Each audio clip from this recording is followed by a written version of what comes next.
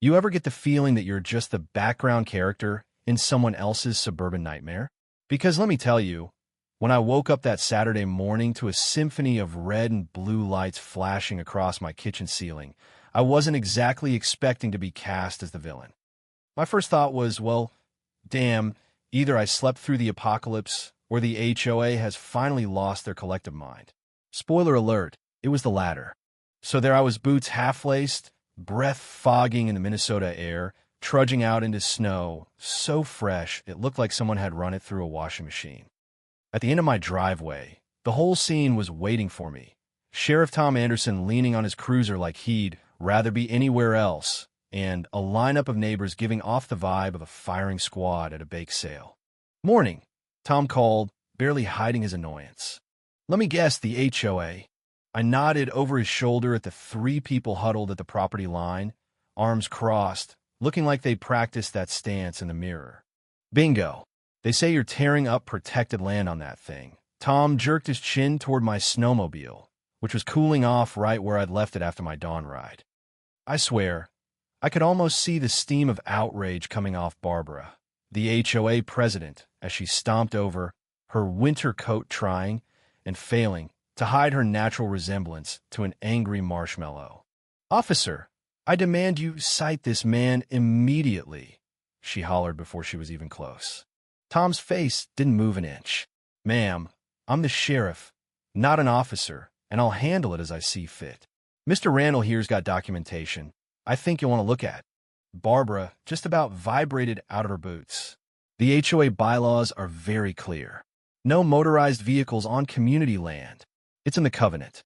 I grinned, because you have to at some point, right? "Barbara, maybe check your property maps before accusing people. Pretty sure those trails don't belong to you." She puffed up. "They run right through HOA property, and you've been trespassing, waking the whole neighborhood at 5 a.m. I raised an eyebrow. "You mean your house, which you bought knowing there's a trail system here. And I bet it's only you losing sleep, not the whole neighborhood." Tom put his hand up like a ref at a kid's soccer game. "Okay, let's all breathe. Oh, and you got those deeds?" "Be right back."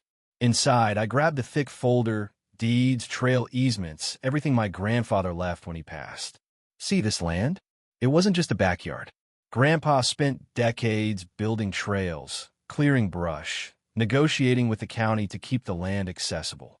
When he died, he left me this slice, 20 acres at the edge of what became Pinewood Estates.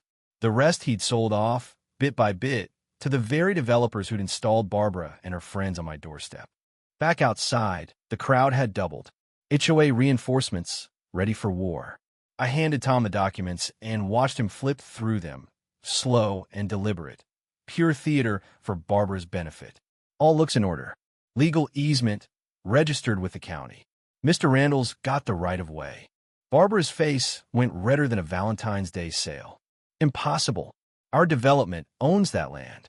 "No, you own the residential plots. The easements cut through, but they aren't owned by you. It's right there in your title paperwork." I try not to sound smug. Didn't quite succeed. Then Gerald, thin, lemon-sucking face, stepped forward. "Noise ordinances, then. You can't ride at all hours. I'm off my property after 7 a.m. on weekends. County rules. I start the engine on my own land. And, Barbara, your kids are in college. I've seen them twice since you moved in, both times at Christmas." Tom handed back my folder. "Looks like Mr. Randall's in the clear. He's not violating any law." Barbara looked ready to burst. "We'll be contacting the county attorney. There's no way this is legal." "You're welcome to," Tom said, almost too polite. "But you'll be wasting your time and probably some money. Those easements have been here nearly 40 years. The HOA huddled, whispering like a flock of suspicious crows. Tom leaned over, keeping his voice low. "Watch yourself. They're the sort to make trouble for the sake of it." "Oh, I know," I said. "Last year, Barbara tried to fine me for my unsightly truck. Had to remind her I'm not part of the HOA. She didn't like that one bit."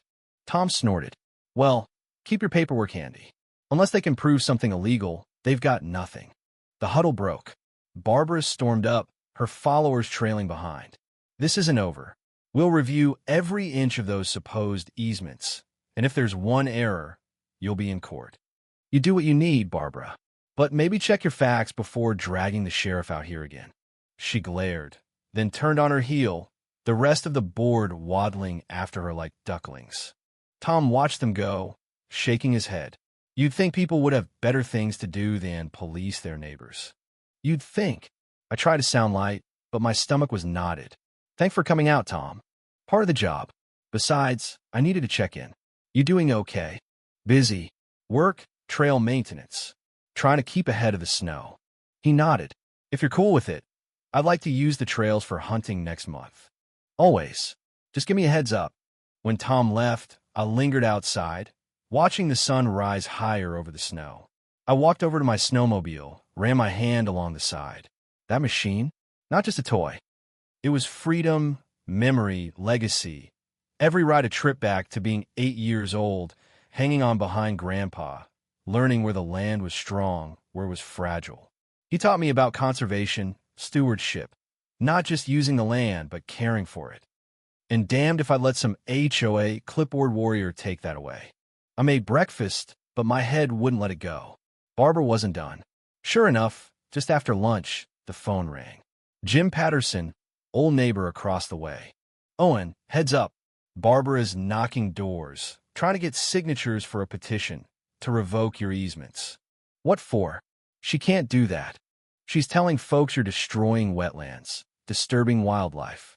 You know how people are. Sounds official, they believe it. You sign it. He laughed, told her where to stick it. But I saw a dozen folks sign. After that, I called my lawyer, Mark.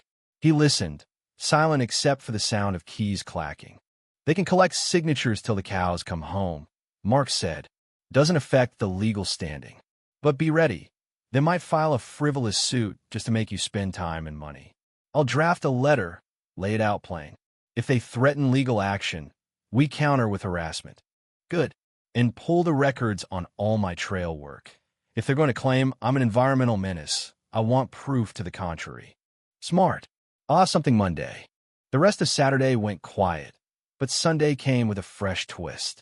At the edge of my property, right where the trail met the development, a giant no trespassing sign had been planted, concrete base and all, on my land. I snapped photos, called Tom. They did what? He sounded half amused, half exhausted. Wanting to come document? Please. He came out, took his own pictures, measured from the property line. Bold move, even for the HOA. Press charges. Not yet. Let's see if they move it. But I want this on record. After Tom left, I hauled out my shovel, dug up the sign. Someone really wanted it to stay, but not today. Loaded it in my truck, drove over to Barbara's place. She answered the door in yoga pants. Face a thundercloud when she saw the sign. What are you doing with HOA property? She demanded. It's not. Someone trespassed on my land. I'm just returning your trash. Next time, keep it on your side. She sputtered. That sign marks the development boundary. You had no right. It was 3 feet onto my property. I've got photos, GPS, police report. You want it back? Take it, or I'll file for vandalism. She struggled with the sign, muttering about harassment. I walked back to my truck, her glare hot on my back. Monday, Mark called. Got that letter ready. But there's more. I dug into HOA records. They're planning a new community center and park. Your easements run straight through the proposed site. So that's what this is about. Not noise, not wetlands, just money and expansion. Exactly. They'll make this as hard as they can. Document everything. We'll play defense and offense. The next day, a letter arrived from the HOA lawyer demanding I stop using the trails pending review. Mark shot back a response so sharp I nearly felt bad for whoever had to read it. Wednesday, I came home to chains and locks across every access point. That did it. I called Tom, who took one look and said, file for a restraining order. In the meantime, you're within your rights to cut the chains. We did both. Tom photographed everything. I cut the chains.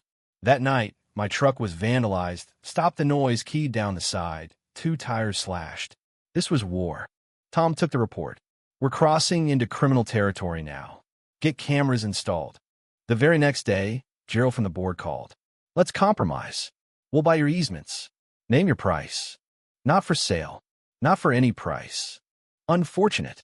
The board is prepared to protect the community's interests, and I'll defend my rights. I've got the law on my side.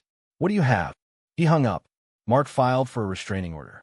The judge granted it. HOA couldn't interfere with my property. But then, the real twist. Mark discovered Northland Development, the company that built Pinewood, was planning another 300 homes on land north of me, where my trails ran. The HOA was just their puppet. It all clicked. It wasn't about neighborhood peace. It was about millions. Mark said, "You're up against a corporation now. They don't give up." The next weekend, a suit-wearing man appeared in my driveway. Richard Hartley, Northland's rep. "Mr. Randall, we can offer you $2 million for the easements." I just stared. $2 million. More money than I'd ever see. But I saw my grandfather's face in my mind. They're not for sale. They're about legacy. He smiled cold. "You're making a mistake. We have deep pockets. If you stand in our way, we'll go through every legal channel. Then I guess I'll see you in court." As he left, he said, "The HOA is being funded by us. Every legal bill, every motion." After he left, I called Mark. "It's not about money. It's about principle." He sighed. "It'll be brutal. But if you're sure, we fight." A week later, the HOA sued, claiming my use was a nuisance. Mark countersued for harassment and damages. The trial was set. As we prepared, people turned colder. Only Jim stuck by me, brought dinner, talked about the old days. "Stubborn and principled look a lot alike," he said. "But you're fighting for something bigger." The hearing came. Mark was a machine, easement documents, conservation records, testimony from county officials. Then the twist. Every homeowner in Pinewood was notified of the easements before they bought. Barbara and the board had always known. Mark's closing. "This isn't about community. It's about a corporation trying to erase property rights for profit, using the HOA as their puppet." Judge Morrison denied the injunction, ordered mediation, and called out Northland's involvement. Suddenly, public opinion shifted. The local paper ran a story. Hunters and conservationists showed up to support me. Mediation was a farce. Northland offered $3 million. I said no. Richard warned, "We'll bury you in legal fees." "Try me," I said. They did endless motions, expert witnesses, private investigators. My bill soared, but the community started to rally, and every ride on those trails reminded me why I kept going. The trial lasted 3 days. Preston Wells, Northland's lawyer, painted me as a selfish holdout. Mark destroyed every argument, showed the trails were maintained, environmentally sound, and public record proved Northland knew about them all along. Even brought in a scientist who said the trails actually protected sensitive areas. When I took the stand, Wells sneered, "You could take millions. Why fight?" I said, "Because property rights matter. You can't just buy your way past the law. And I'm not selling out my grandfather's legacy for profit." Judge Morrison ruled, easements valid, lawsuit brought in bad faith. Northland and the HOA had to pay my legal fees. The courtroom erupted. Then she referred the matter for fraud investigation. Turns out, Barbara and 2 board members had taken payments from Northland. Criminal charges followed. Barbara got jail time. Northland paid another $500,000 and had to redesign their development. The HOA elected a new board and officially recognized the trails. I used some of the settlement money to upgrade the trails, set up a trust to keep them protected for good. Jim threw a barbecue, and for the first time in months, the community felt whole. One morning, Tom Anderson rode out on his ATV. "The Conservation Board wants to honor you," he said. "You did a good thing, Owen. Most would have taken the money." I shrugged. Some things are worth more than money. That first big snowfall, I rode out at dawn, stopping at the ridge where Grandpa and I used to eat lunch.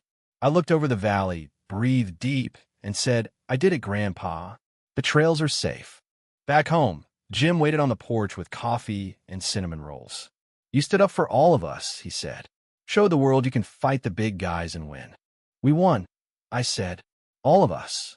And sitting there in the morning light, I knew it was true. Sometimes you fight for something bigger than yourself. Sometimes you win. And when you do, maybe justice isn't just a word. Maybe it's a sunrise over the snow, trails winding through the woods, and the feeling that you did right by those who came before and those still to come. But every time I look at those trails now, I can't help but wonder, should property rights be this hard to defend? When does progress become just another word for taking what doesn't belong to you? And where do we draw the line between standing up for the little guy and just getting steamrolled by money and power? I'd love to hear what you think. Have you ever had to stand your ground, even when everyone said you were crazy? Drop your story, your opinion, your own battle with progress and community, because in the end, maybe justice is something we all have to fight for together.